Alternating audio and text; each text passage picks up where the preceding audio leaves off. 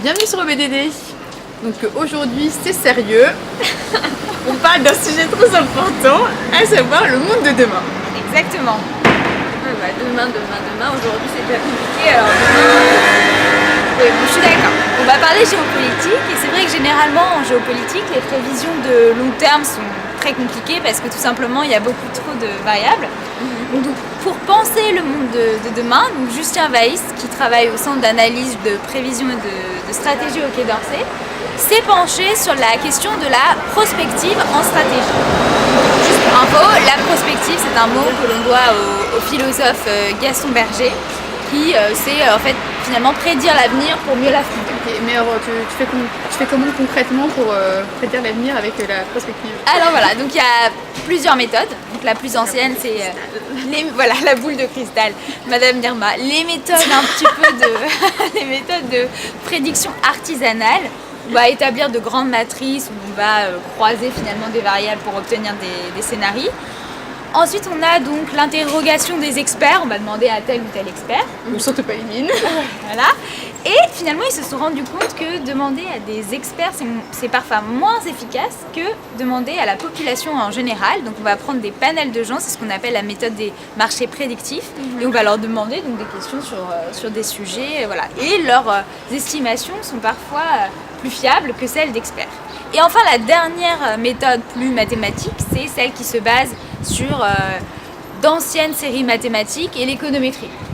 Et c'est quoi l'économétrie? Alors l'économétrie, c'est une discipline en économie qui consiste en gros on va modéliser des observations, on va essayer d'établir un modèle mathématique pour expliquer une variable. C'est par exemple tout ce qui est régression linéaire, multiple, etc. D'accord.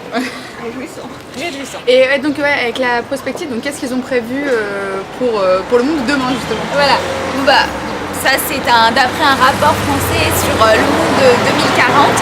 Donc on va distinguer trois tendances selon eux. Déjà bien évidemment des institutions occidentales qui sont de plus en plus contrecarrées. Là, à la fin de ce qu'on appelle l'occidentalisation du monde. Ça c'est le résultat notamment du faible poids démographique, progressivement de la perte de valeur occidentale, etc.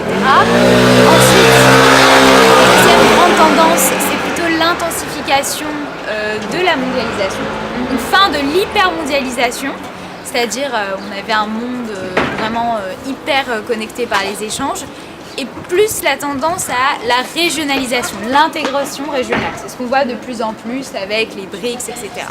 Et la troisième tendance, qui découle finalement un peu du processus de mondialisation aussi, c'est de nouvelles menaces, de nouveaux conflits, la piraterie, les cyberattaques, le terrorisme, bien évidemment. Les Pirates des Caraïbes 5 qui sort.